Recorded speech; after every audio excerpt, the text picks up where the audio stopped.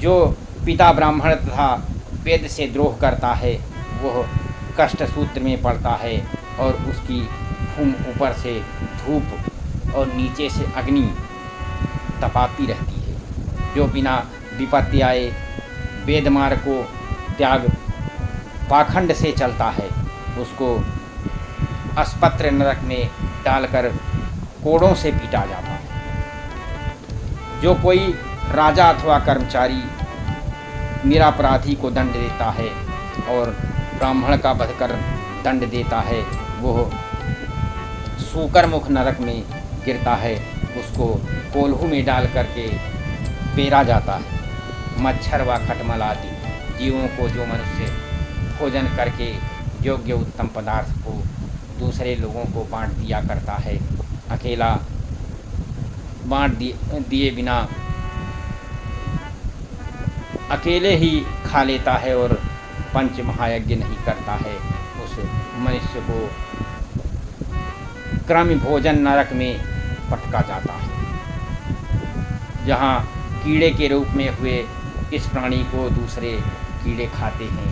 जो मनुष्य चोरी से बलात्कार से सोना रत्न आदि हरण करता है और वह संदेश नरक में गिरता है, वहाँ उसकी खाल को यमदूतों ने लोहे के तक तपाए हुए चिमटे से नोचते हैं। और जो मनुष्य नहीं रमण करने योग्य स्त्री से रमण करता है दोनों यमलोक में कोड़ों से पीटे जाते हैं और उस पुरुष को तपाई हुई लोहे की स्त्री से और स्त्री को तपाए हुए लोहे के पुरुष से लिपटाते हैं। इस नरक का तप्त भूर्मि नाम है।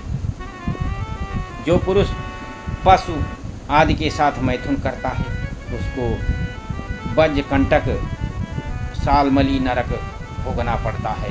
वहाँ यमदूत कांटों वाली सालमली के वृक्ष पर चढ़कर उसको खींचते हैं। और जो राजा तथा कर्मचारी पाखंडी वन मर्यादा को तोड़ते हैं वे बैतरणी नरक में गिरते हैं। वो सब नरकों की खाई है जहाँ जल जंतु पापियों को भक्षण करते हैं परंतु उनके प्राण नहीं निकलते। मलमूत्र राध रक्त केश और नख अस्थिमेद मांस चर्बी इनको बहाने वाली उस नदी में पड़े अनेक दुख पाते हैं। जो मनुष्य इस लोक में शूद्र के पति होकर के अपना जीवन शौचाचार नियम को त्याग कर निर्लज्ज हो वैश्या आदि नीच स्त्रियों से रमण करते हैं वे पुयोद नरक में गिरते हैं। सीताराम राम राम लक्ष्मी नारायण नारायण हरि हरि श्रीमन्नारायण नारायण हरि हरि। तेरी लीला सबसे न्यारी न्यारी की हरि।